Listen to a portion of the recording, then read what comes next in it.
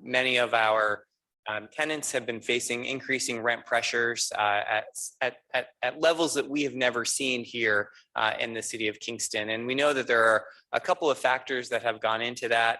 Many people wanting to move to the Hudson Valley, many folks not building housing in the Hudson Valley at the same time. And so with supply and demand, and as well as all of the increase in people, we're seeing rents that are rising, to levels that we believe are unsustainable. And so one of the many tools that the city of Kingston has looked at and is investing in is rent stabilization. But it's not the only tool. And so as you learn more about rent stabilization and what this means for the 1,200 apartments that it will cover, we're also doing things like a new zoning code that's going to allow developers to more easily build housing at affordable rates here in our community.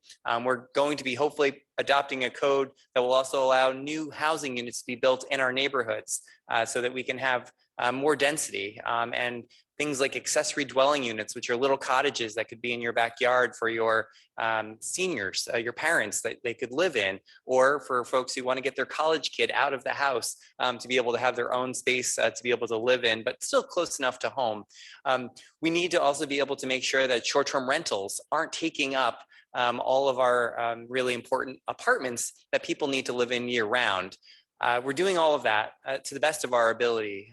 And I really just want to thank our housing department, Bartek Saradai. Bartek, thank you for your work and for helping to guide us. And we couldn't do this though without the resources of the state of New York and Homes and Community Renewal and the Office of Rent Administration. You're going to hear from them tonight. And I really just want to thank all of you, both here in person and online, for your commitment to being able to educate our residents about this new initiative, because this is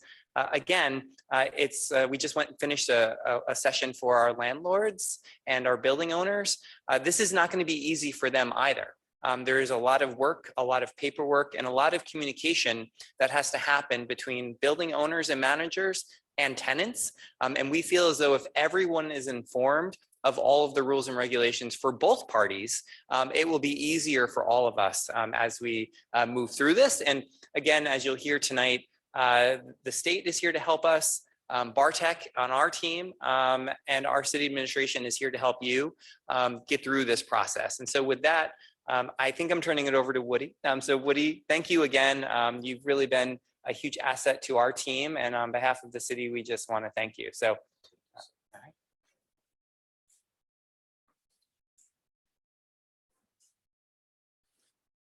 Good evening, everyone. I am Woody Pascal. I'm the Deputy Commissioner at New York State Homes and Community Renewal's Office of Rent Administration. First, again, I'd like to thank Mayor Noble, members of the Common Council, and my bestie, Bartek from the Office of Housing Initiatives for all of the assistance that they provided us in the process to explain your rights and responsibilities under the Emergency Tenant Protection Act. It is my hope that this discussion will address a bunch of issues that you may have regarding lease terms and renewals, maintaining services, what is a major capital improvement, requirements for registration, and any general questions that you may have. But before I go into my part of the presentation, I'd like to introduce some of my colleagues, starting on my left, April Gray Gutierrez, who is the Deputy Bureau Chief for the Property Management Bureau.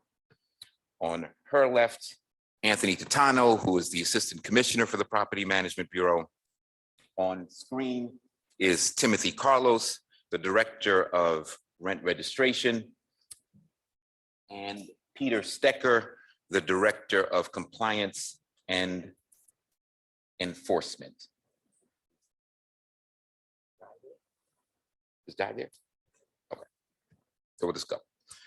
First, let me say again, thank you for taking the time out of your busy schedules to come and learn about rent regulation. I'm going to be real quick.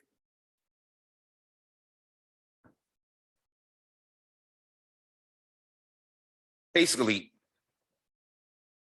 the Office of Rent Administration regulates rent stabilized units and handles owner-tenant relationships in privately owned buildings.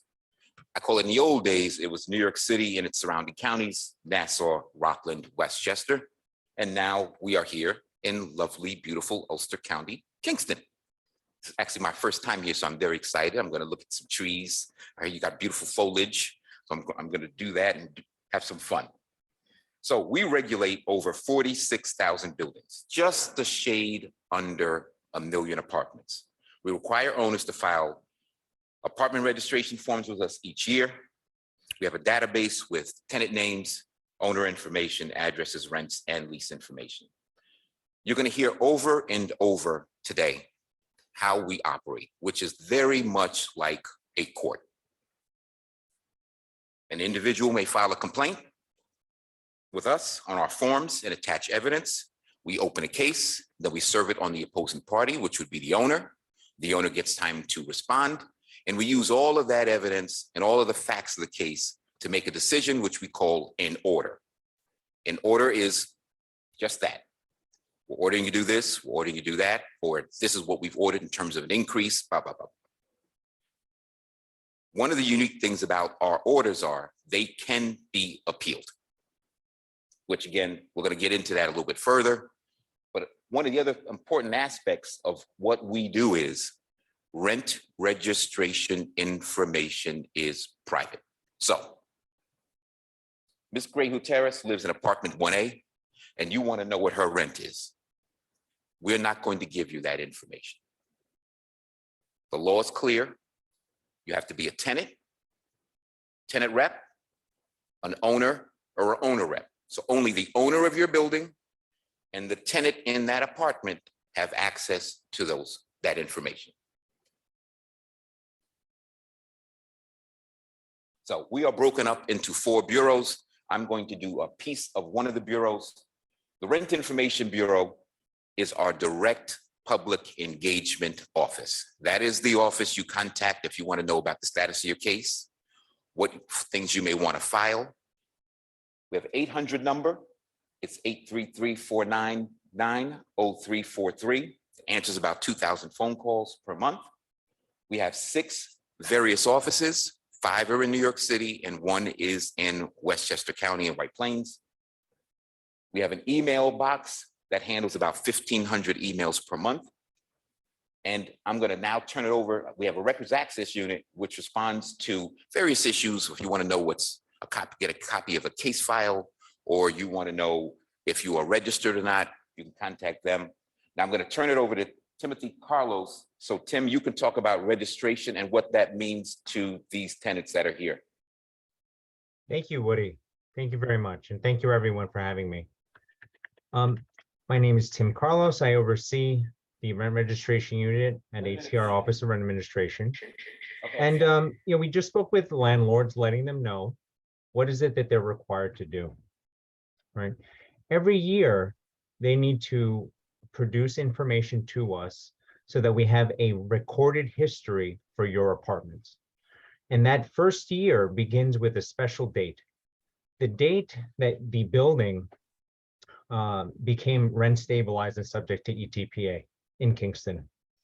Right. So these registrations, they really capture information on a specific date of when the building started its ETPA jurisdiction, and then every April 1st following that. Right. Every April 1st. It's not that we're asking what's happened on each and every day of the year. It's really specific dates. The date that Kingston adopted ETPA is August 1st, 2022. And so owners are now required to file initial registrations to begin that line of history for each of your apartments. The questions that they're asked about August 1st are, what are the names of the tenants in each of your apartments? What are their lease dates? What are the tenants' legal rents? These are the rents that are charged and paid on August 1st. What are the services the tenants are receiving in their apartments and the services? Tim, yes? are you going to share your screen?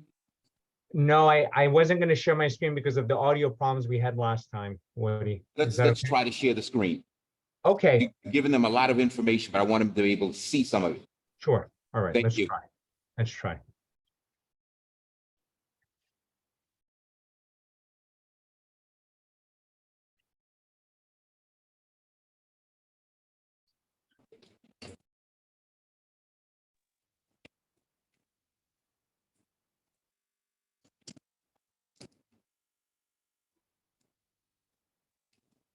And Tim, once you're able to show your screen, let's back this up just a little bit. Okay, Okay, thank you. all right.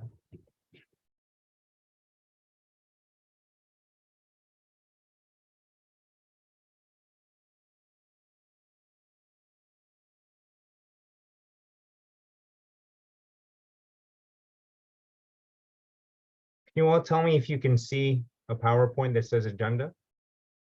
Okay, thank you. We can see it. Thank you. Oh, I'm sorry. If you just.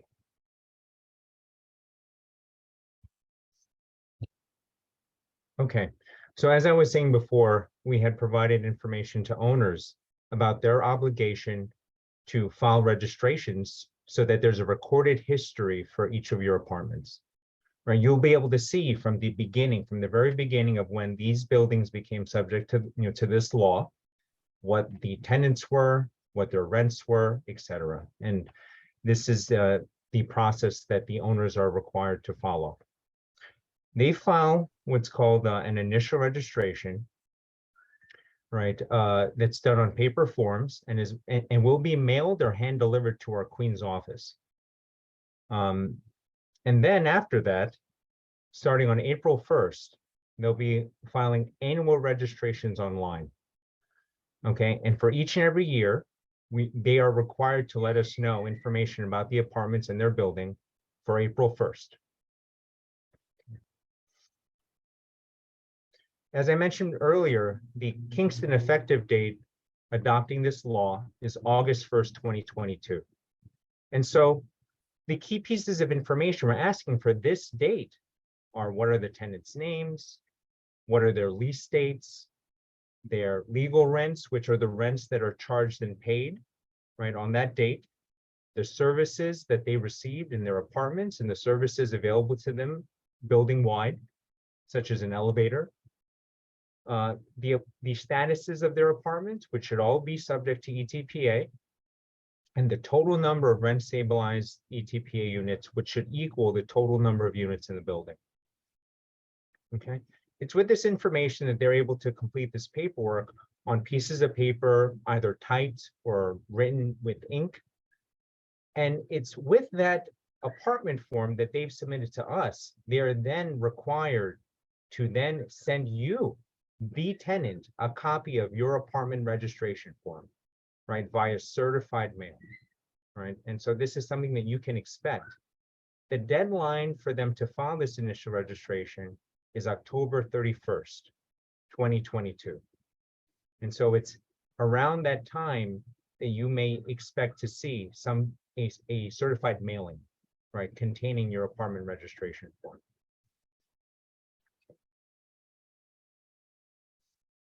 It's on the back of this form that there's an important notice to you about what this form is. What does it mean?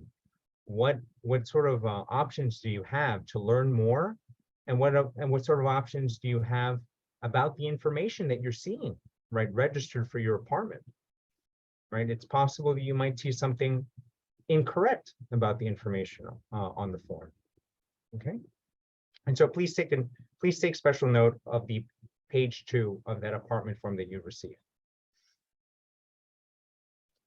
Okay, so come April 1st in 2023, there will be the rent registration cycle, right, which happens yearly, that begins on April 1st and concludes on July 31st. Owners are required to register their apartments reflecting the information for April 1st, right, during this window of time.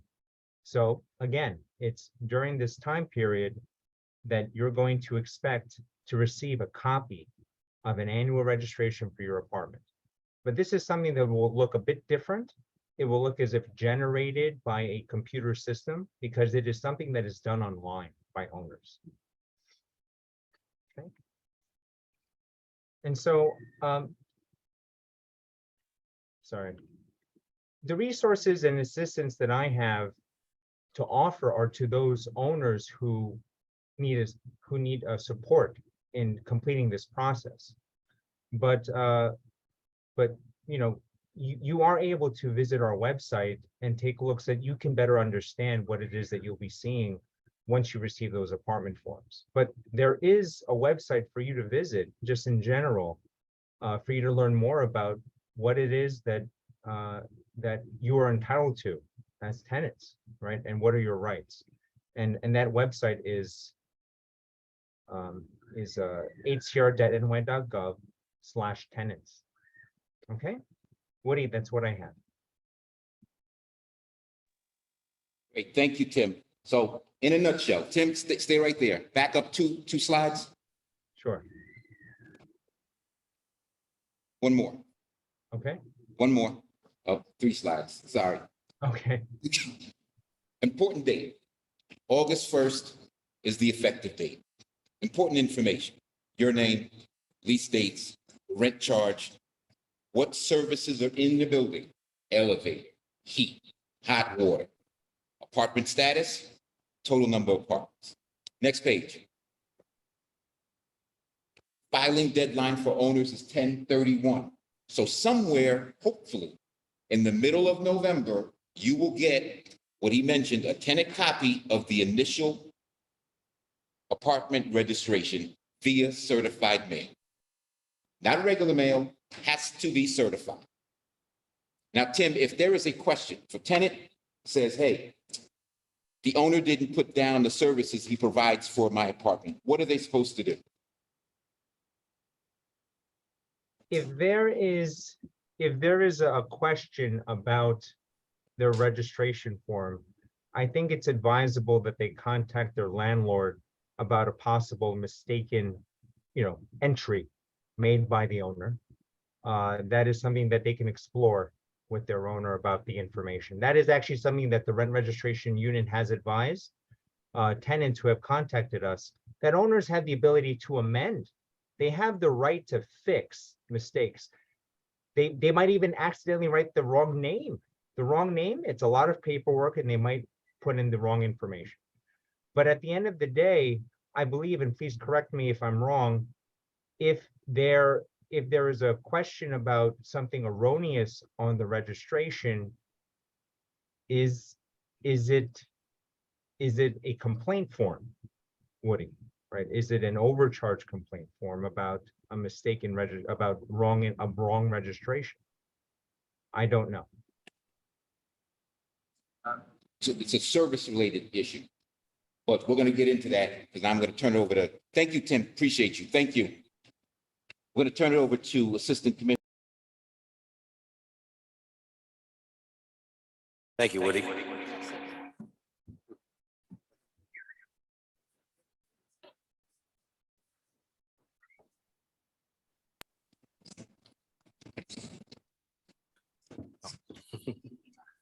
Okay, so the Property Management Bureau, ready? Okay, is the biggest processing bureau at the Office of Rent Administration. We house the Major Capital Improvement Unit, which is where an owner does a major capital improvement such as a new roof, windows, boiler. Owner must apply to the agency first with an application. We will review the application, send you a summary of what the owner is requesting. You have the opportunity to object to it, agree to it, or make any comments you'd like about it. We then probably do an inspection of the property, make sure it was installed in a workmanlike manner.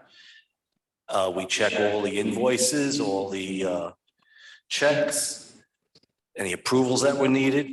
And if we find that the owner did do the improvement, we can issue an order granting a rent increase. That's the only way an owner can get an increase for a major capital improvement now is come to the agency first.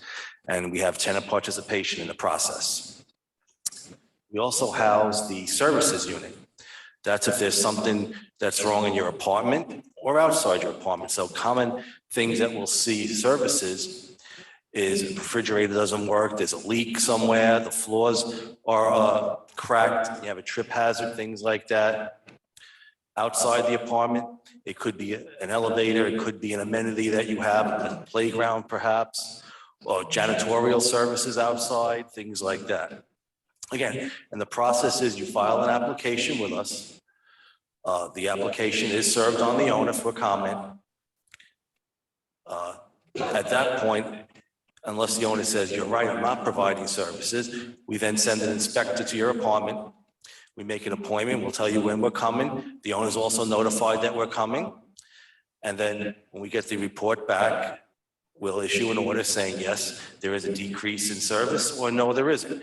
If there is a decrease in service, we roll back your rent, a rent guideline, and then you'll know more about the rent guidelines when the rent guideline board meets, but we also freeze the rent, which means the owner cannot increase your rent for any reason at that point until he restores the service and then comes to our agency to ask for the restoration of the rent, which works.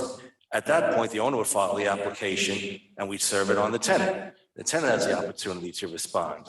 Again, the tenant may say, yes, you did do the work, and we restore the rent. They say, no, we didn't do the work. At that point, we do another inspection to see what happened. And then we make a report and then issue an order, either granting the rent or denying the restoration of rent. If we do grant a reduction in rent and there's a service reduction, the tenants have the option after 30 days, if the owner has not corrected it, to file what's called a non-compliance. I'll let my colleague Peter, he'll give you the details on that procedure, but there's other avenues that we could go. Now, the one thing we've done at the Office of Rent Administration, as Woody said before, there's almost 1 million tenants, 900,000 tenants that are under our jurisdiction. We have a specialized unit that handles complaints and applications from the counties outside of New York City. So that'd be Nassau, Westchester, Rockland, and now over here in Kingston. So you're not going to be in the queue with everyone else in New York City at that point. So you guys, have your own, we have a specialized unit that also is under me that we will do these complaints. And we also have like I said, we have the inspections unit also falls under the Bureau. Annually, we do about 5,000 inspections a year, and we're covering this area now. Now what our inspections cover is what's in your complaint or in your owner application. It is not, if you make a complaint to the buildings department here, we don't issue violations. We don't do anything that is involving the city of Kingston. It's a complaint that's made to us and we investigate it as it pertains to the rent stabilization law. Okay. Tenant complaints? Let me get up for that. I don't have that one. Tenant complaints? You got the one? Just the service complaints. Good services, lease renewal. Oh, I know what you're talking about. Okay. So there's a couple of complaints we have. The 3 most popular complaints we have, all right, is the lease renewals up there first, Rudy? Yes. Lease renewal.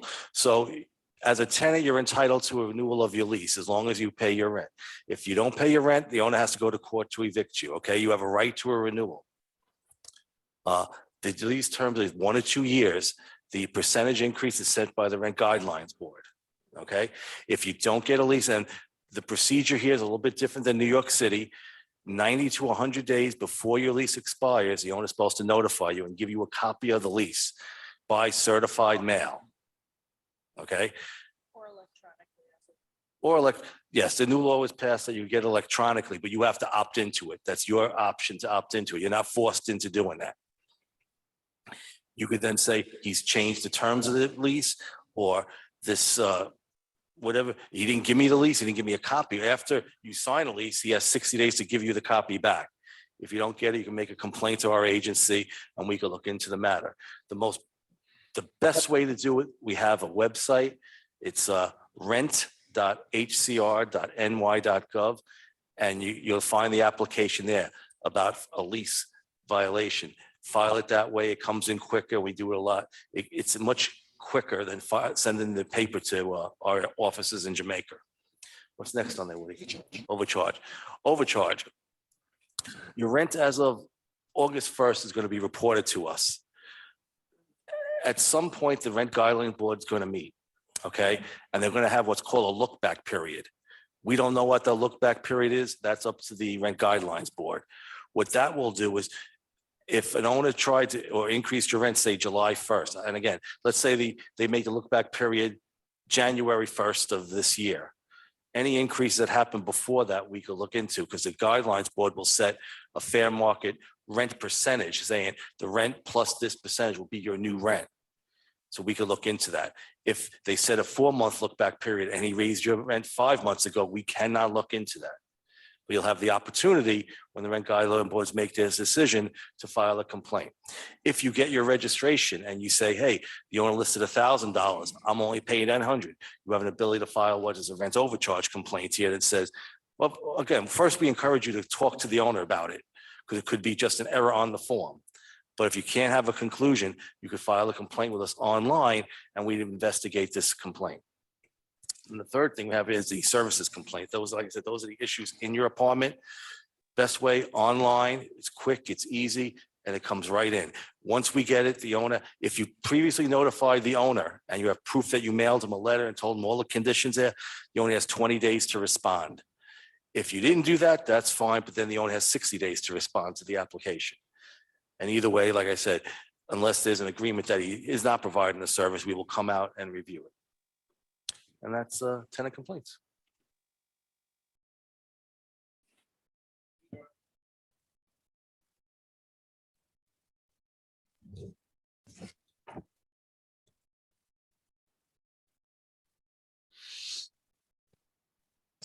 Peter? Okay, good evening. Thank you, Woody and Tony. Good evening, everyone. So my name is Peter Stecker. I'm the director of the Enforcement Compliance Unit. This unit is made up of attorneys and processors whose goal is to investigate allegations that a landlord has either harassed their tenants or otherwise failed to comply with an agency order. In some instances, these investigations will be initiated by the agency of its own accord. However, the majority of the investigations handled by the Enforcement Compliance Unit are based on complaints we receive from tenants. So I'll talk about both of the complaints that we receive in our unit. The first is a harassment complaint. Under the Emergency Tenant Protection Act, harassment is generally a course of conduct by an owner. It's meant to drive a tenant out of their rent stabilized apartment or to otherwise give up their rights in some way. A tenant who feels they've been harassed can file a complaint with our agency using form RA60H, which can be found online. Upon receiving such a complaint, our unit will review the submission to see what appropriate action should be taken. There's a few things that could happen once we receive these. Complaint may be rejected as insufficient or returned for further information. Some cases don't rise to the level of opening a full harassment case, and so we will assign it for mediation by a processor in our unit. However, if a case is deemed warranting an opening of a harassment matter, we'll be assigned to an attorney in our unit who specializes in investigating harassment.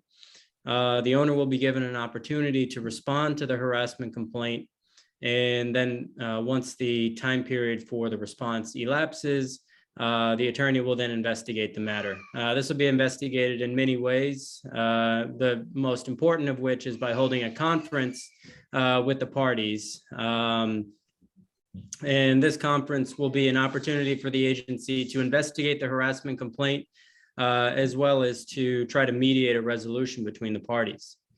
So if warranted, if the matter cannot be resolved and we deem that it rises to the level of harassment, we will refer the matter for a formal prosecution before an administrative law judge. This is a separate unit, totally separate and apart from ORA, which is located in Manhattan at the Lexington Avenue offices. The second type of complaint that we receive is a non-compliance affirmation. This can deal with a broad host of issues, which usually the most common ones we receive are services orders or lease renewal orders that a owner hasn't complied with. However, it can really deal with any issue, almost any issue that is directed in one of the orders that have been talked about here tonight. So a tenant affirmation of noncompliance is filed on form RA 22.1, which also is available on the website. Upon receipt of a complaint of affirmation of noncompliance, we'll review the application for sufficiency to see what action is warranted. If it's insufficient or we need further information, we'll send it back to the applicant. However, once it's open, the matter is assigned to a processor who will investigate firstly whether there's been noncompliance. And if there has, then efforts are made to resolve the case informally through settling with the owner and trying to attain compliance in that way. If this is unsuccessful, the matter will then be referred to an attorney in the unit again who specializes in noncompliance prosecution, and the matter will be put before the hearings unit in Lexington Avenue.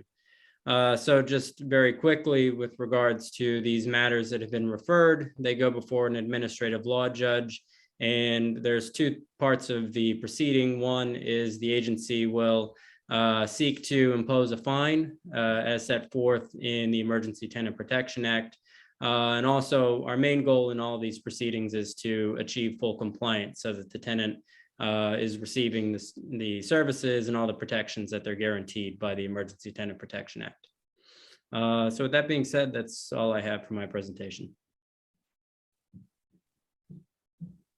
Thank you, Peter.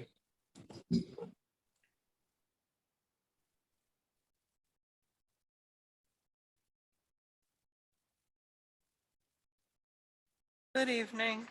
My name's April Gray Huerta. So in response to the complaints that Mr. Titano spoke about and the applications that an owner can file, tenants and owners have the right to file applications or complaints before a rent administrator.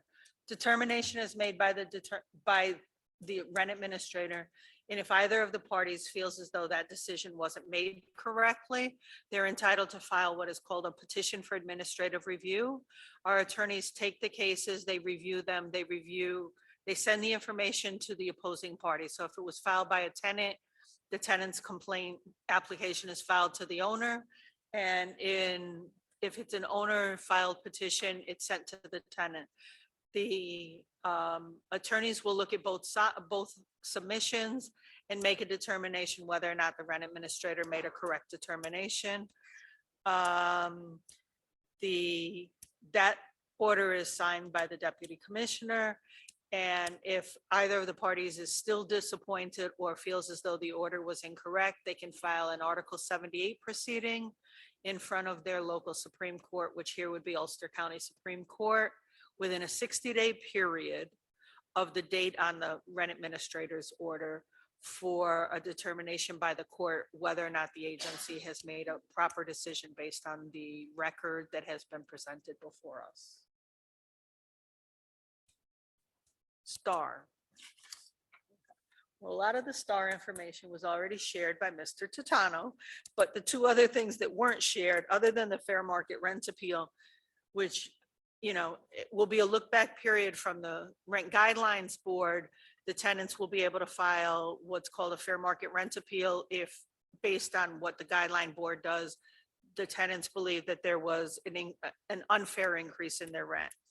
In addition to that, the owners, if they've done a substantial rehabilitation, which would take their building out of rent regulation, meaning that they've substantially rehabilitated 100% of their building, they can file an application with the Division of Housing for the division to determine whether or not it's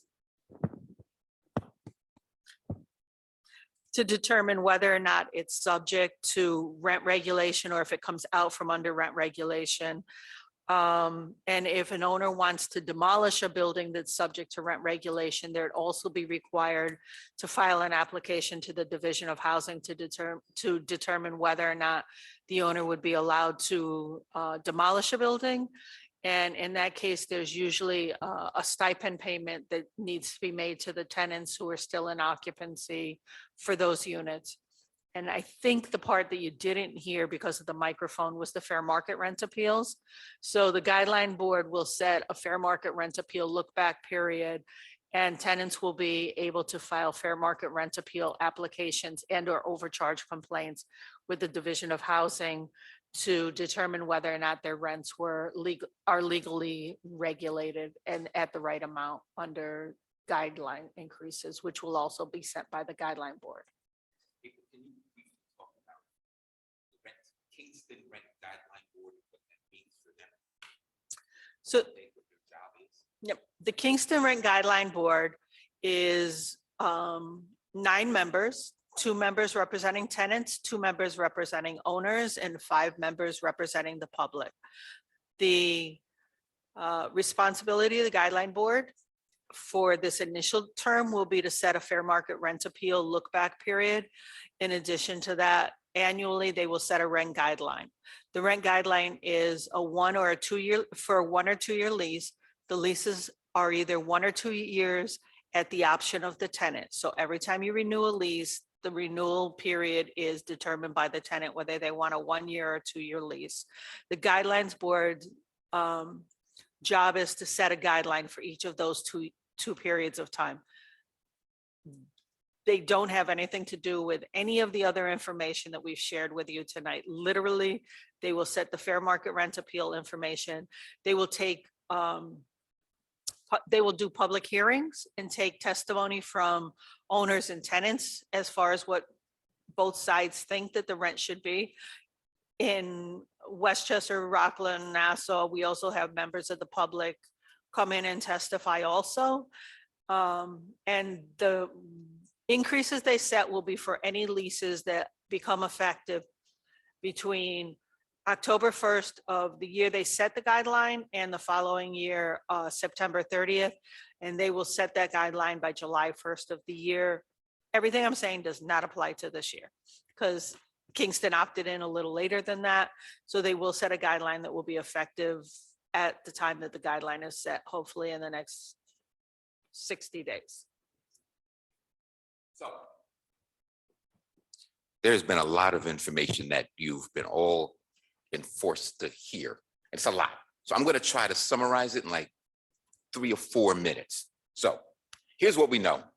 Kingston has opted into rent regulation. You are now part of the Emergency Tenant Protection Act. That's 1. 2, owners are required to register the information with an initial application.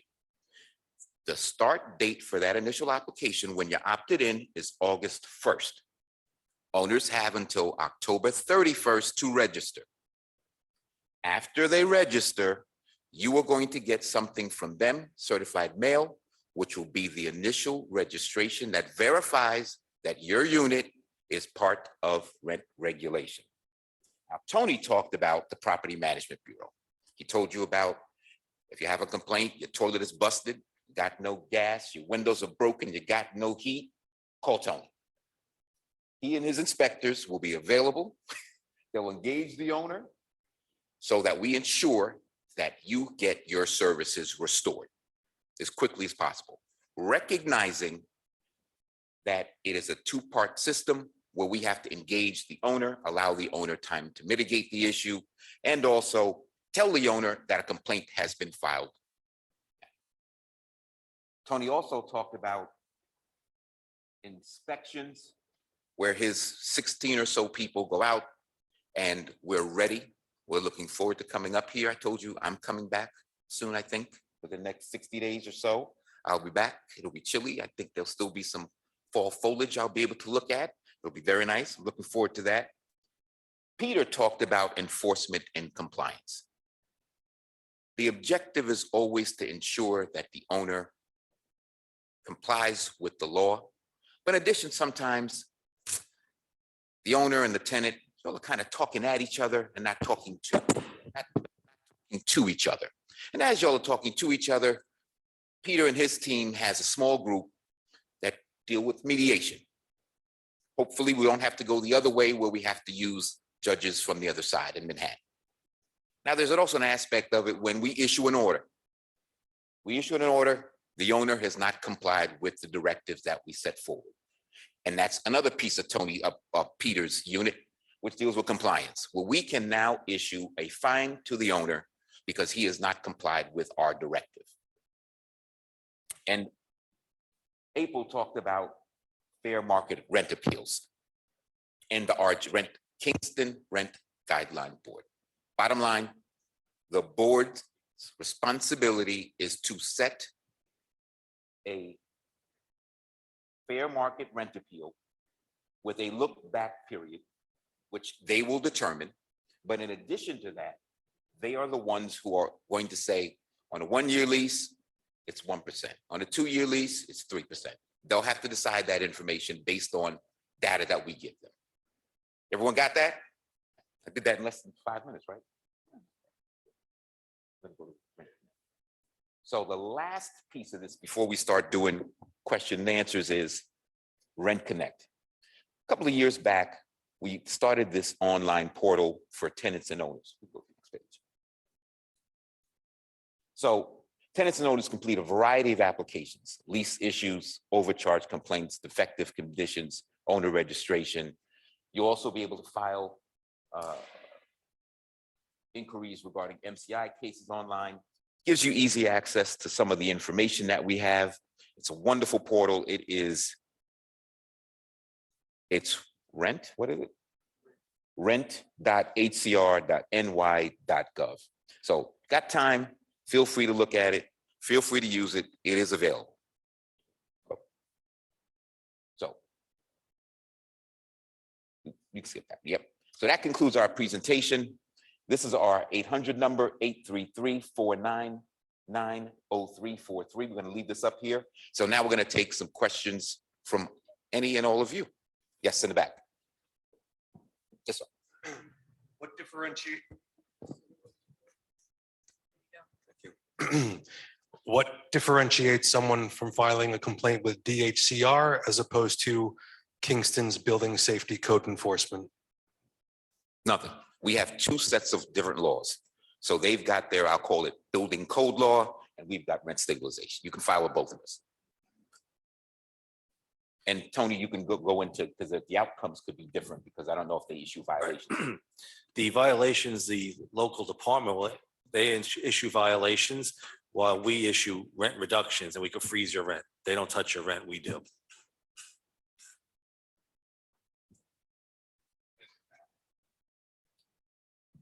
Thank you. My question is about self-reporting for the owners.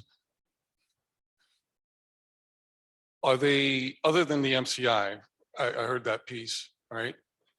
Checking invoices, but what about the initial putting the units in force or the rents or submitting that information? Is that just a homework project from the owner, or is anyone looking over their shoulders and actually verifying this information? What I can say is the registration process is, say, owner self-reporting. The importance of the self-report is that you, as the tenant, gets a copy of that reporting mechanism that's established. So you're going to get that initial application. So if he says, let's say your rent is $1,000, and he says he's charging you $1,500, and you're like, huh? I'm paying $1,000, but he's telling them legally the rent is $1,500. You can, in fact, file a complaint with us. Yes, sir. Hold on. Hold on 1 second. Hold on. Hold on a second. Yeah. They're bringing the mic to you. There you go. Oh, all right. All right. I'll hold it for you. Thank you. I just saw this for the first time. It was in my doorway at I don't know what that is. apartment Okay. just last week. Mhm.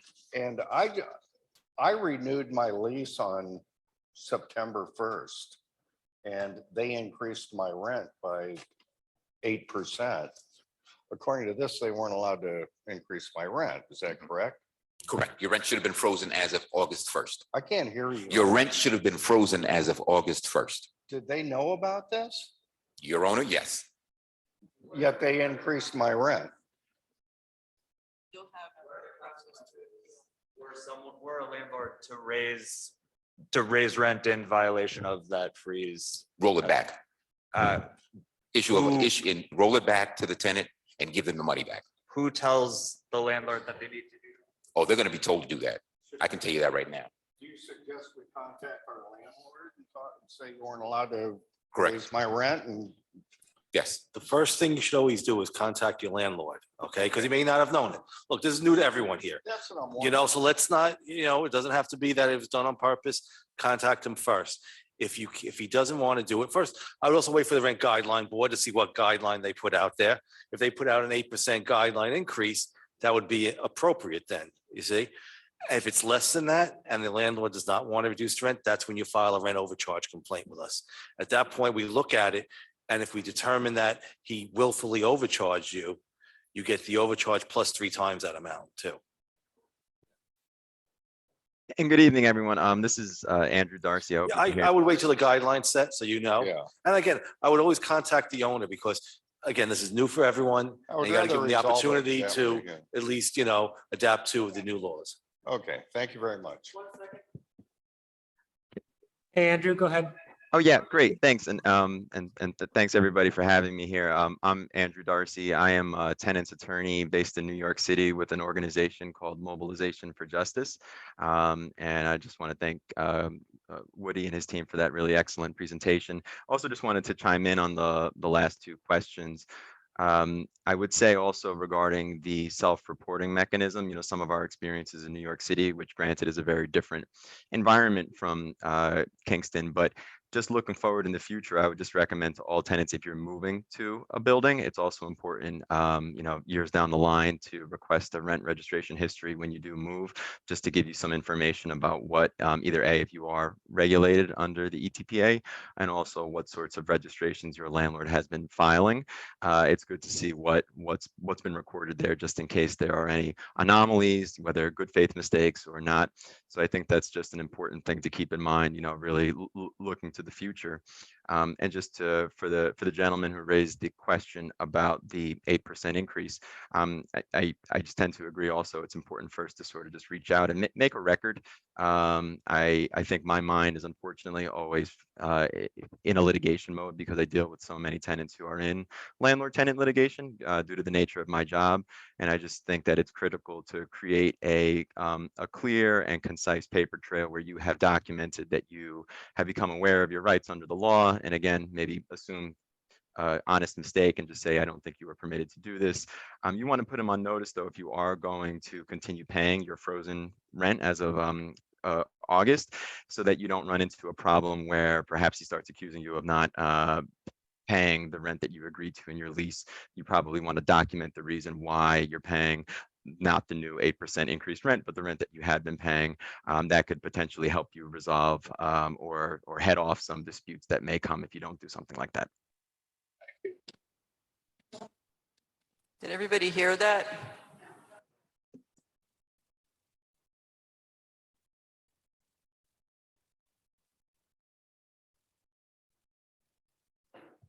So I can just briefly recap. One of the most important responses that I think Andrew provided was to do a paper trail. Of your communication to the landlord.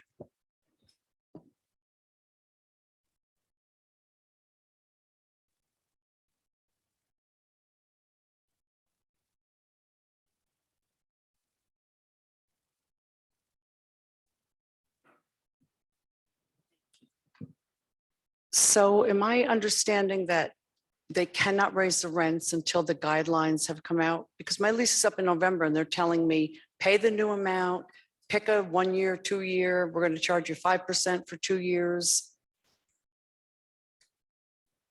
And I don't think that that's right. It's not right. Okay, so what do I tell them? Tell them that there's your building. Now, again, these buildings are built before 74 and have 6 or more units. Okay, There's a bunch. right. Okay, and you tell them that, my mic, and tell them that basically there's a new law that passed. It was effective August 1st, and they should really contact our agency for the Well, rule. she knows that, but she's still telling me, pay the new amount and pick 1 or 2 years, and it's maybe 1%, maybe 5%. Next year, it might be 2%, but then you're locked in at 5%. So I don't know where. You're not locked in. If they make you do that, that's when you file a rent overcharge complaint with us. And that's how they'll Okay. hear from us. So I sign my new lease at what rate? My old rate? Well, we can't give you legal advice here, okay? But I would say this, keep on paying the rent, right? And you What would- amount though? That's what I'm saying. They're, I can't tell you what amount to pay, right? But I would pay the current rent and say there's a new law in place. Either you could pay the rent and file a complaint or say there's a new law in place. I don't have to sign that. until the rent guidelines would make a decision and they give you a proper renewal lease. Okay. Thank you. No joke, please. Do I have to use? All right. I just want to know if there's anything retroactive in this. Let me explain to you. The new law went into effect in August 1st. My new lease started on July 1st. However, 6 months before that, they gave me a 6-month lease. And then up to this one, they gave me a year lease, 7% and 11% that I negotiated down to 7. So is there anything retroactive that I can go back that they gave me 2 raises in 1 year? What do you think? The guidelines board is going to set the look back period. So they may make it 2 months, they may make it 6 months, they can make it a year. It's up to them. If it's outside the look back period, we cannot look at it. It was a free market unit. Okay, I got one more question. Over in Stony Run, they started this amenities. They got a list up there. When your lease expires, you will pay $60 more per rent for the grass getting cut, to go into the gym that nobody uses because there's old people there. And what's the other one? Dog run. Is that legit what they can do with that? And they tack that on to your rent? Or does that rent now become part of this guidelines? Let's I know just say this, that's something very unusual. And we'd want to see that on a rent overcharge complaint form if they charge you for those amenities. Speak up, please. You can't hear. We'd want to see that in a complaint to the agency saying they want to charge you for all these amenities. That's a very unusual situation that they're charging for like a la carte, basically, for all the things that they're doing. It's unusual. It's unusual. So Yeah. So when that can the happens, people from Stony Run all raise their hand? How many are here from Stony Run? They're very concerned about all of these and because they'll tack on. Snow removals are gonna come, parking spaces, $10 here, $10 there, now they charge another $100 a month in the rent. That really is not allowed under the rent stabilization system. So my question to you is that if this gets enacted for each person that their lease expires, they should make a complaint? Yes. Okay, thank you.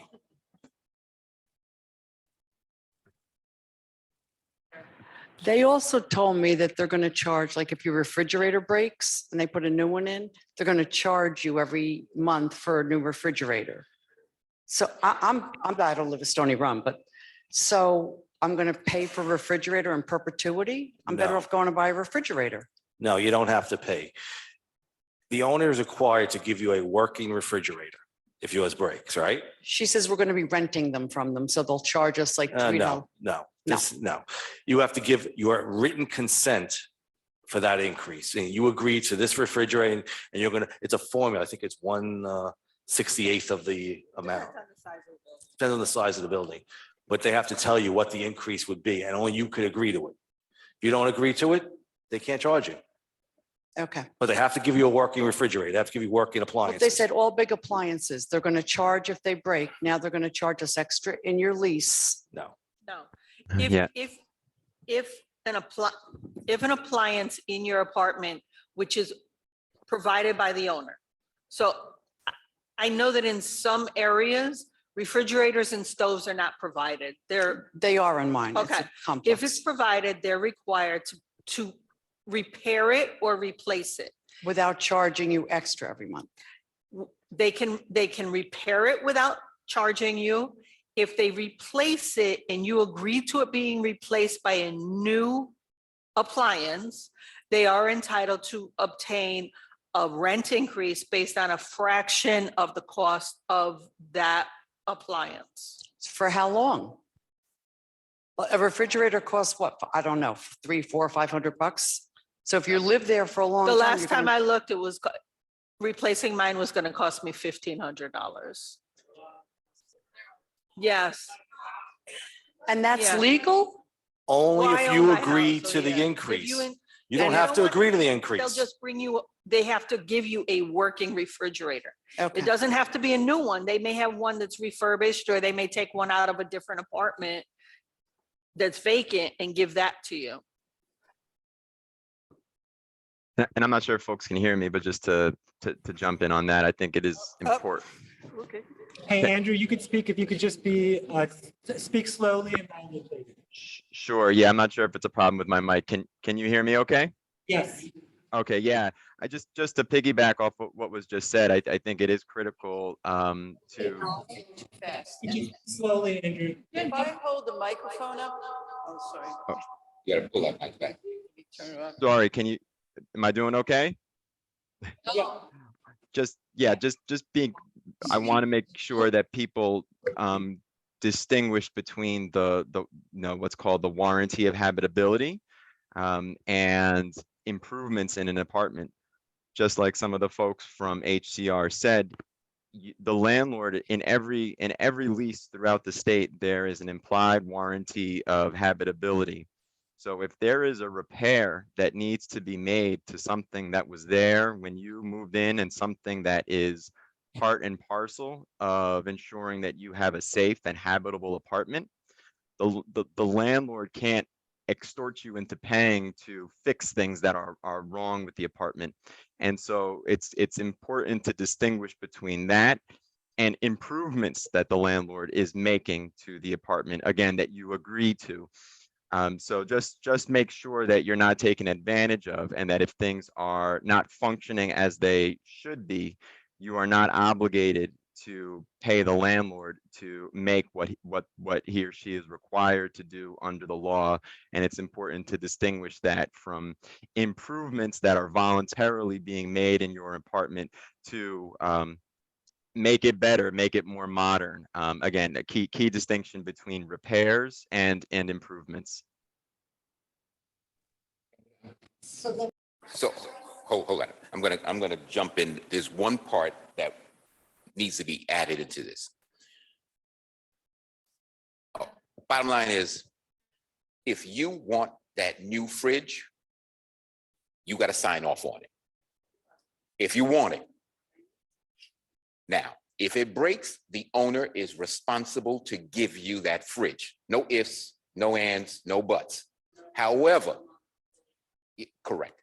However, if you got this fridge, I don't know, give me a name of a company, Frigidaire, and it's beautiful, it's huge, and the owner attempts to give you a new one with all the fancy amenities, crushed ice and all kind of that great groovy stuff, you are going to have to sign a form which was created by our agency that says, yes, I'm accepting this new fridge. I recognize that my rent is going to go up $5, $6 a month, and the owner is required to take a picture of before and after, which gets sent to us, which we keep in our database.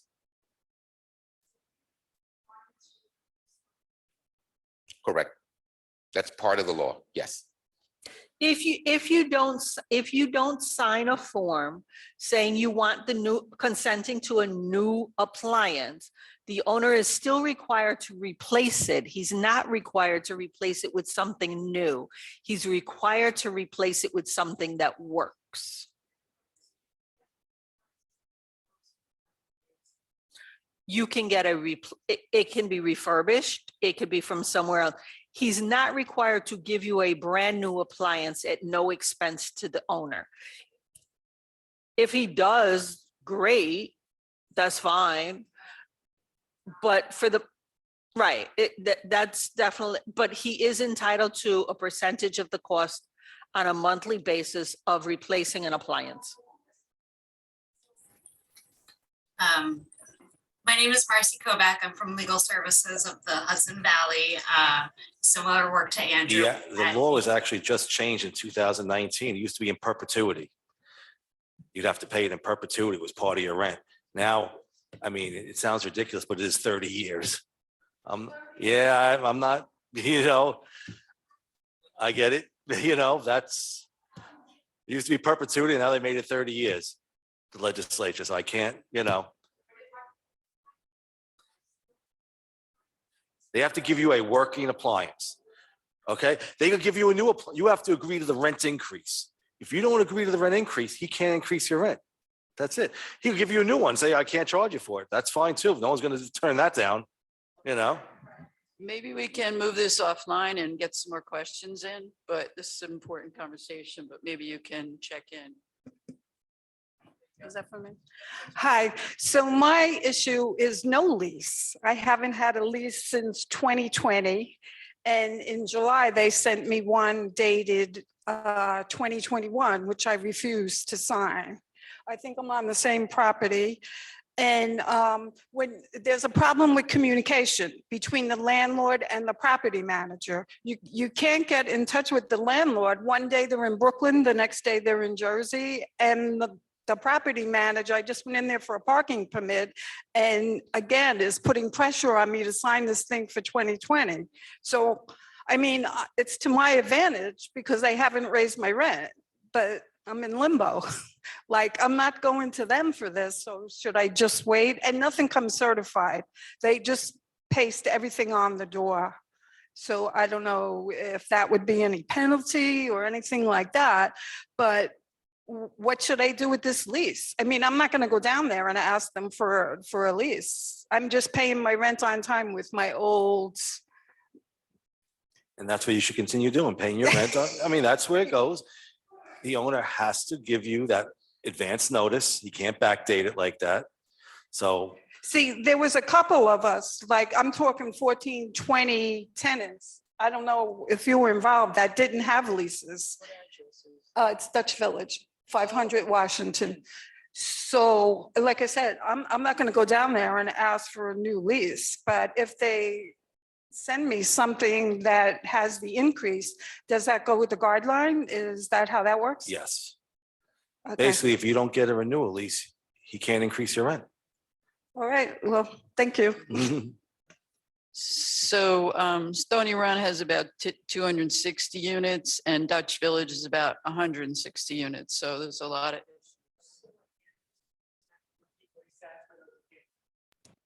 Oh, okay. Andrew, go ahead.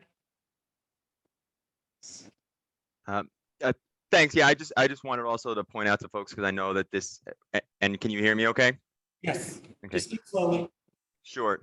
That as Commissioner Pascal mentioned at the beginning of this presentation, which I think is really important for everyone to wrap their heads around, that if you are in an apartment that becomes subject to rent stabilization, you are very much protected by statute in many ways. So even if the landlord doesn't renew your lease as they are required to do in future years, many of the rights and protections that you have under the law remain with you. And in many ways, their failure to, serve you a timely renewal notice does in fact perhaps benefit you, because they're delaying getting increases that may be allowed under the law. But just because if you are in a rent stabilized apartment, the manner in which, it's not as if the landlord can now in any way suggest that you are not entitled to the protections or have to leave or anything like that. One of the greatest benefits of rent stabilization are statutory protections. And so I'm not sure that applies to the situation that the person who just spoke mentioned, but just for all of the folks here, because it may be something new to wrap your heads around, that many of your rights come through the law now and not exclusively through that document, the lease itself. And that's just so important. And just to add to it, a lease that says, no, we're just not going to do ETPA with this tenancy is absolutely void and invalid.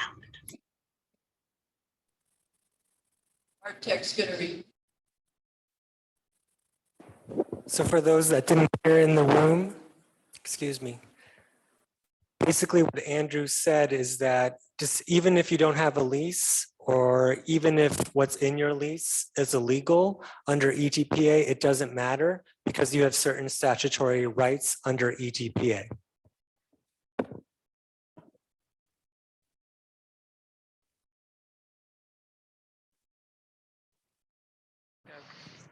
I just wanted to piggyback off of what she was saying about a refrigerator.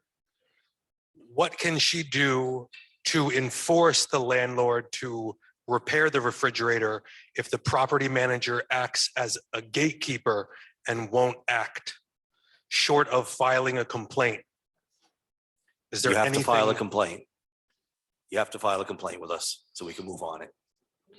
So if somebody's without a working refrigerator, they would have to wait until the complaint is filed to then be decisioned? Yes, we have to investigate it.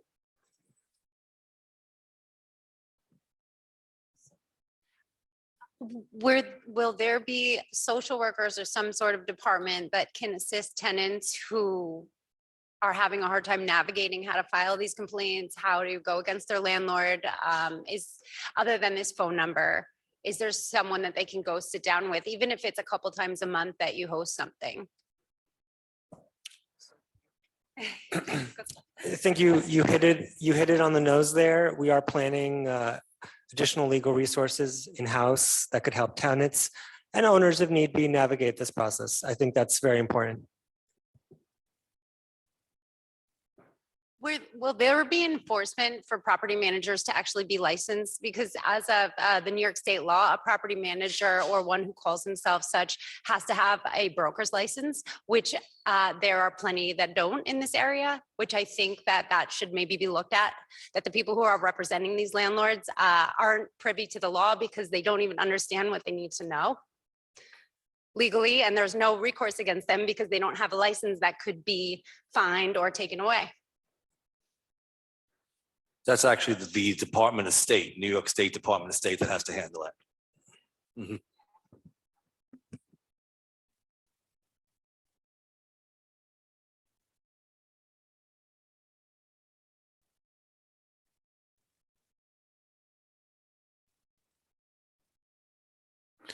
But before, I really want you to check out the website that we have, because that might be the best way to get the information quicker. I would say try our website. rent.hcr.ny.gov.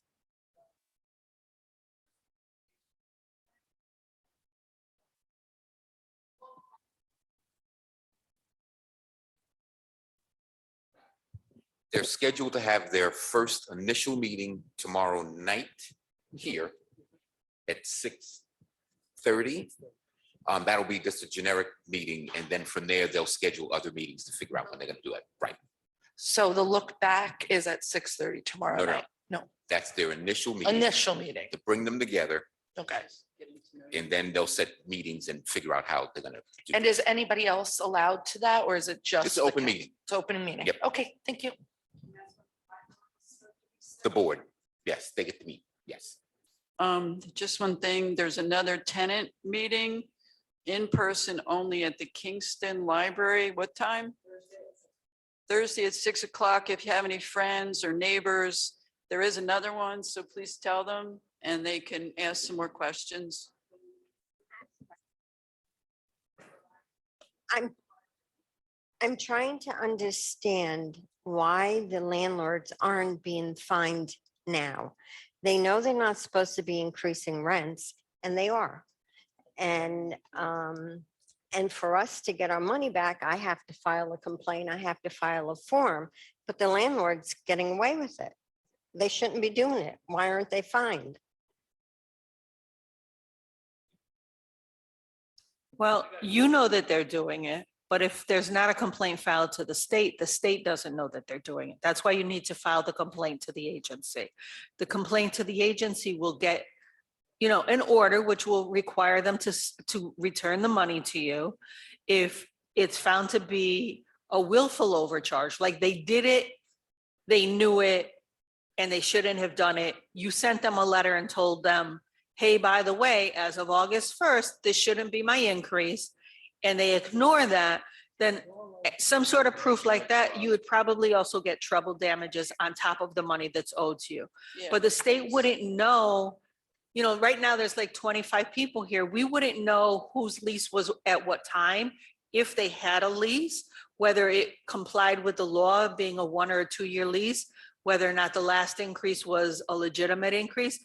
And until the guideline board sets an actual guideline and a look back period, we wouldn't be able to do even a fair market rent appeal question or, an overcharge without knowing the actual percentages and knowing the circumstances of your particular situation or anybody else that's filing.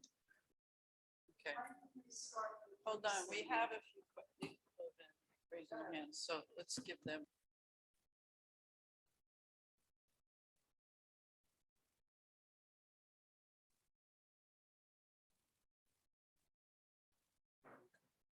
Hi, I signed a new lease in August for September 1st. Now, this went into effect August 1st. I paid September's rent at the new lease increase. And its security upgrade too. I had to match the security. And nobody said anything to me about the August 1st effective date. So now we're going into October. Which rent do I pay? The new rent that I already signed for, or the old rent, which they weren't supposed to increase? Now I'm in a pickle with this. You should pay the amount that's on your lease right now and tell the owner that he wasn't able to do that, okay? Because I don't want you to not pay the rent and then he takes you to court for non-payment. That's important. I would pay what's on your lease. I would pay the increased rent right now because you do have a lease that's signed like that, okay? But the owner was supposed to, they knew when they gave me the new lease, August 1st came and went, and I don't know how many other people are in my predicament. I got it. Like I said, first I would tell the owner this, right? And if not, that's when you file a complaint with us so we can investigate it. That's the most important thing.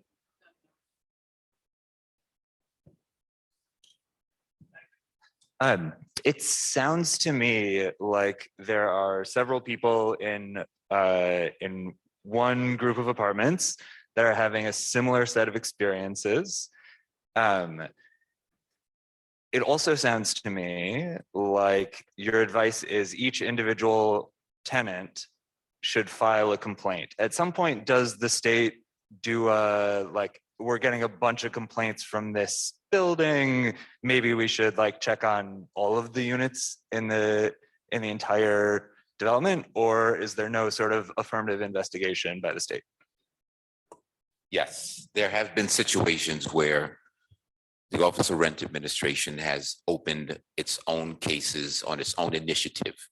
I think the uniqueness of Kingston is that this is brand new to everybody, whether you are a tenant or an owner. And for us, the issue is to ensure that the owner follows the rules and is responsible, and that the tenant knows what their rights are.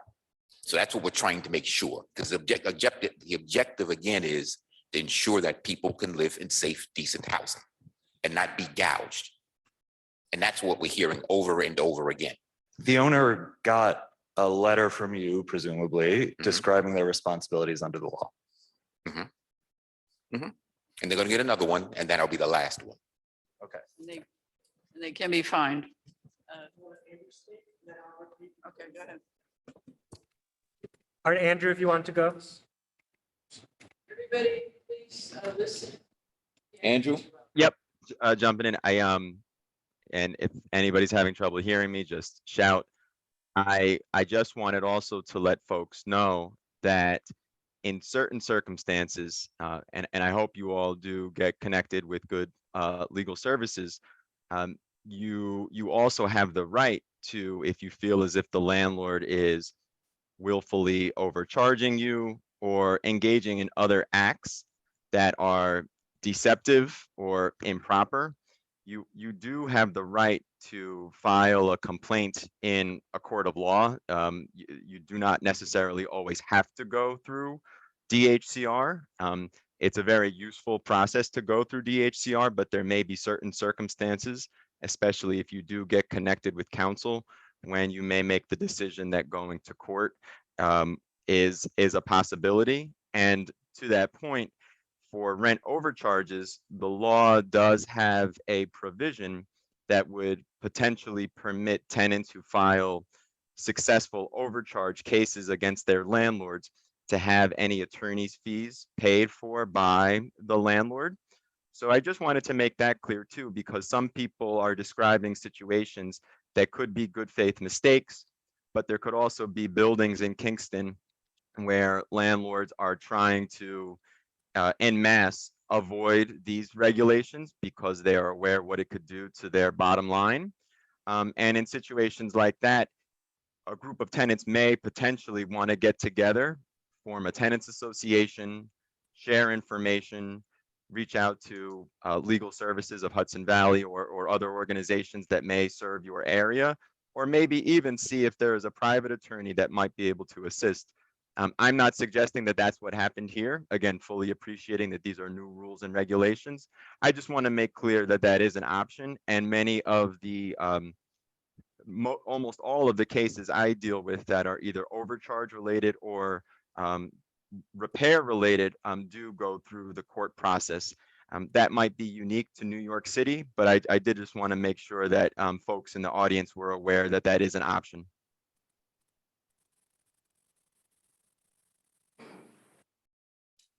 Bartek, can you tell us? Oh, you're gonna. So just to briefly summarize what Andrew said, there is always another option, which is outside of speaking with the property owner, filing a complaint with GHCR. The last resort, or maybe it's the second resort, is to file something in the court of law and make a formal complaint. Oh, okay. I have one question about Stony Run. Going door to door, I see a lot of empty apartments, and I've been told, are they going to report all those like voluntarily, and what price they were at? It looks a little suspicious, wouldn't you say? Anyhow.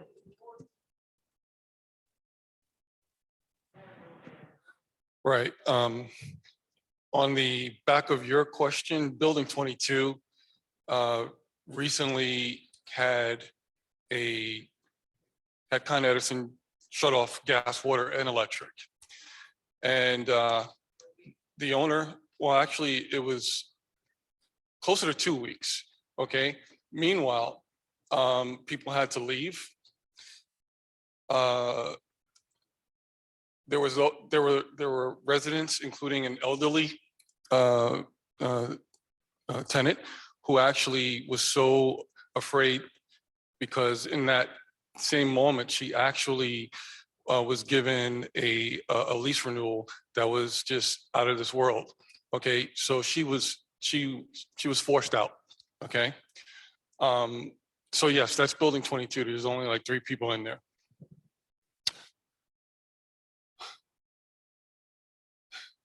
There was something else I was going to say, but if it comes back to me, if we're still talking, I'm sorry. I lost my train of thought, but I wanted to give you your.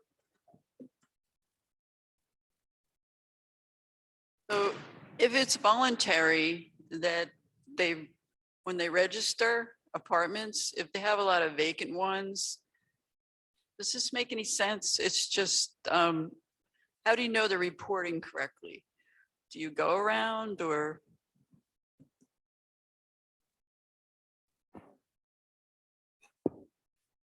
The owner is required to register the apartment. And if the apartment is vacant, the owner has to register it as vacant during that period. So you mentioned in Building 22, there are 3 people.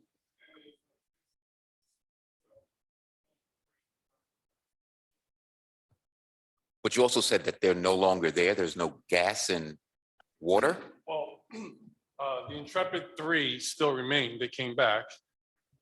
But out of like 15 units, only 3 units are occupied. So in my opinion, those people were terrorized out of Stony Run.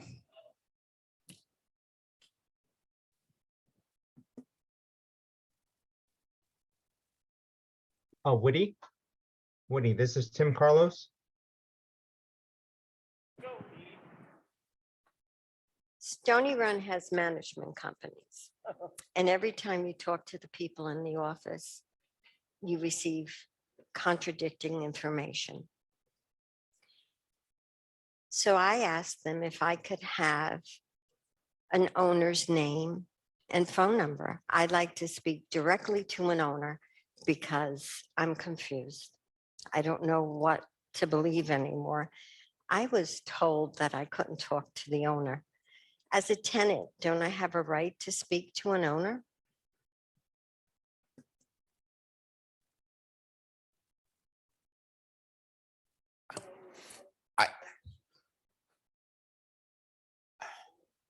I don't know if you have a right to speak directly to an owner. You do have a right to speak to a representative of the owner because that's that person that works for the owner. From what I understand, Stony Run is an LLC that's kind of been broken up, and there've been some unique issues with trying to figure out who the owner actually is. Are they based in the city? Yes. Okay. But you have a right to speak to a rep. I don't know if you're going to speak to the wrong owner.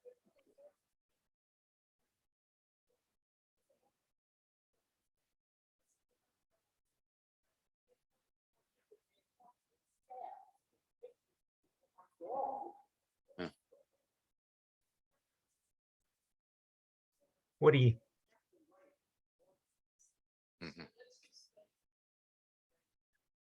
Can't find their owner or speak to them. And they're getting contradictory information when they go into their management office. So that's why they want, like when you go to a store, you want to talk to the person's supervisor, right?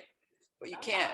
So you're just dealing with contradictory information. And there's staff instability. And the staff changes every week. In the management office, so you don't get consistent information. They lose your rent check, and then you have to pay the late fee, and it's all like a mess. All right, one at a time. Did you want, Hamali, anybody? So there was a time when they asked us, like, there was so many issues, service issues. So they said that after the service has been done, like maintenance has been done, you pay the check. After a week, we got a call that you haven't paid the check, like you haven't paid the rent, we can sue you. So like they were the other lady told us not to pay it right now. And the other one is saying that we can sue you for that. So what should we do at that time? You're required to pay the rent. Plain and simple, you're required to pay the rent. You have a lease arrangement, you're required to pay the rent. Yes, but that the lady told the whole, like all the issues has been resolved. Yeah, that's fine, that's fine. Yeah. I would say that's incorrect. You're required to pay the rent. Yeah, so it was like a weak thing, but still the issues are like same, unsolved. So what should we do at that time? I didn't hear that last part. So the issues we have filed are still remain unsolved. All right, so you have like service related issues or things that are broken that need to be fixed. Yep, a list of things. You should file a service complaint with us. Right.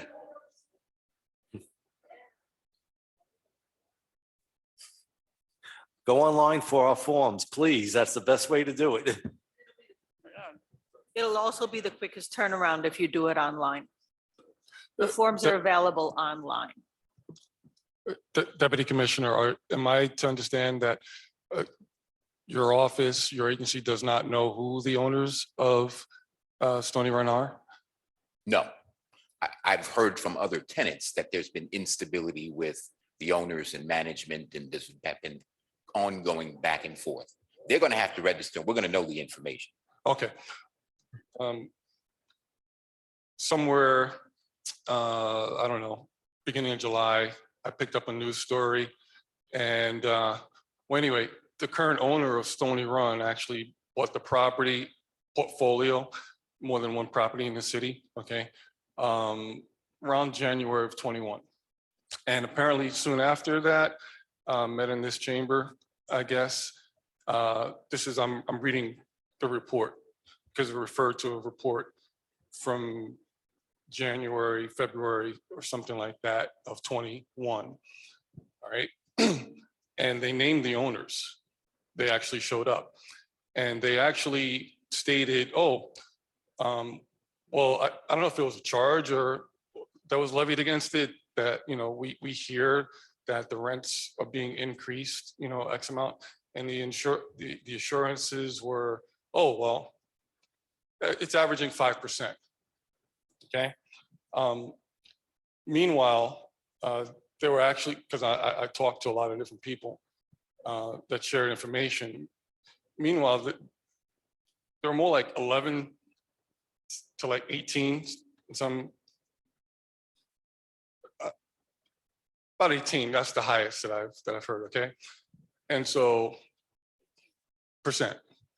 Okay, and this this gentleman, you know, is saying that he had, you know, 18% in a 6-month period in two different signings. Okay, so there's a lot of stuff that's actually going on. I would hope that they would have showed up at 5 o'clock, at least the representatives. But another issue is that since January of 21, the agent, I don't know if they're licensed, right? You know, I am familiar with the, you know, as a former real estate salesperson, okay, down in the city, okay. Yes, you are supposed to follow rules because you can have your license, et cetera, you know, revoked. Managing agents are supposed to be licensed, at least down in the city. But the problem is this owner, I don't know if it's by design, but they have either fired or intentionally changed property managers or agents twice, 2 entities. And they've actually changed managers from the second entity, okay, twice, all right? And the new property manager, okay, the current one, she's been here for about 6 weeks, okay? And she's already, you know, saying controversial things, such as, oh, if you have received an ERAP, which is from the other agency, oh, we're automatically not going to renew. We've had a tenant meeting a couple of weeks ago, so we know that that's bunk, okay? But the owner's names, they're 2 partners. Their names are actually recorded in paper, and had I known, I would have, you know, brought that here. But they're registered in Delaware, a Delaware corporation.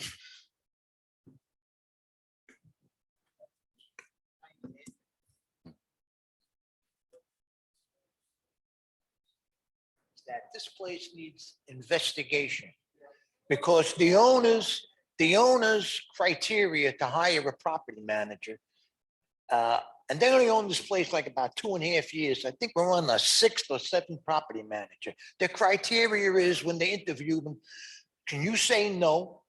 And can you say, I'll call you? And can you write out a receipt for the rent? And that's it, because that's all we get answers from. We'll call you. No, you can't. I don't need that. Anyhow, they need investigation was where we were leaving up to. Yeah. Anyhow, whatever. It's frustrating. What I can say is again, this is new to the owners up here, new to you as tenants. The objective for us is to make sure that owners and tenants know what their rights and responsibilities are. This owner is going to comply. Tony and his folks are going to make sure that. I can't speak to his business model in terms of who he hires and fires, but if it is impacting the quality of life of you as tenants regarding, I can't get my toilet fixed, my fridge is not being replaced when it needs to, the elevator is broken, or even some security type issues that may be popping up. Those are things that Tony and his group would definitely be looking into. That's a service case. Yes.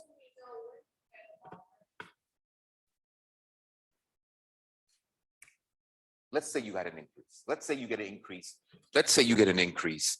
It's now we're in October. Let's say the Rent Guidelines Board sets something up in mid-October. They go back 4 months and you get an increase of, let's say, 4%, 5%, because it's easy. Your rent is $1,000. The effective date would be August 1st would be your effective date. And they wouldn't have to do it in a lump sum. It would be broken out into, Mike. I'm looking at you answering your question. I apologize. Right.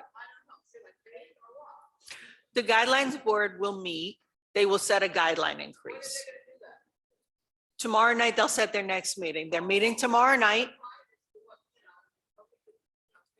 You will be notified on your renewal lease. That's when you'll pay. It will say when you have to pay it.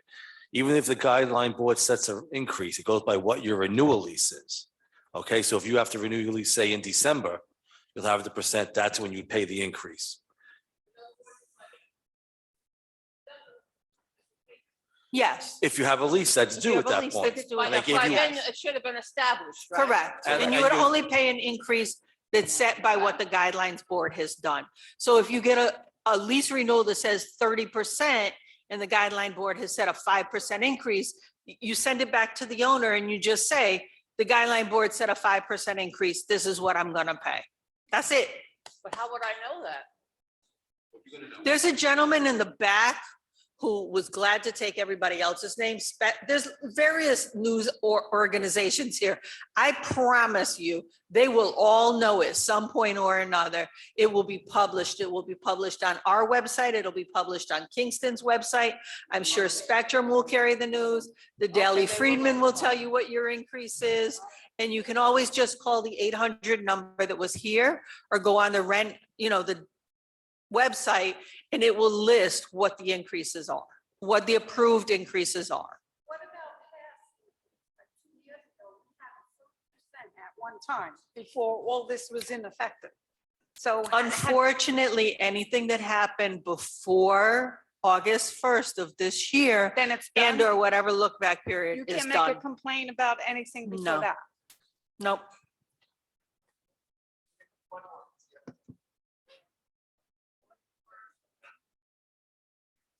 In my situation, I'm paying, I signed a new lease in September and my rent went up 8%. So what you're saying is once they get the guidelines for what they were allowed to raise the rent, should they automatically? They should adjust it. They should They adjust should adjust my it. And rent. if not, I mean, If tell them, not, it should have been adjusted. And if they won't do it, then you file a complaint with But I us. should continue to pay my rent Yes. as Yes. per the new lease. Right. And if they have to adjust, they have to Until refund you the money too. So Yeah, but those guidelines are gonna be determined fairly quickly, from what I'm hearing, right? For how many days? Within 60 days. I mean, the Guidelines Board will meet tomorrow night. They'll set the next guideline. But understand that what they're going to have to do is collect data, set up a public hearing where people can come and testify, both landlords and tenants and members of the public. And based on the data they collect and the information provided at a hearing, they will set the guideline for that next period of time. Okay? So it's not like they just, if it was easy, they'd set it tomorrow night, but they don't have any information to set it on. They have to get the economic data and all of the other required data in order to set a guideline.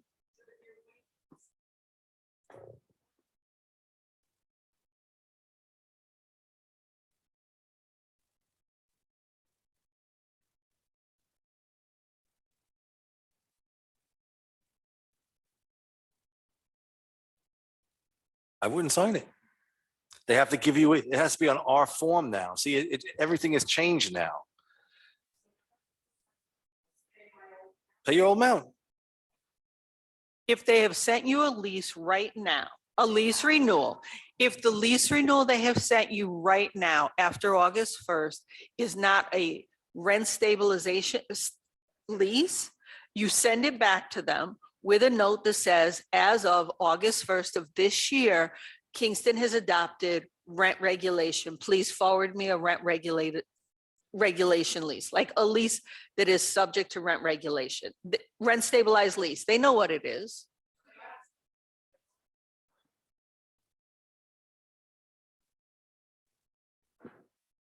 I want to thank all of our panelists.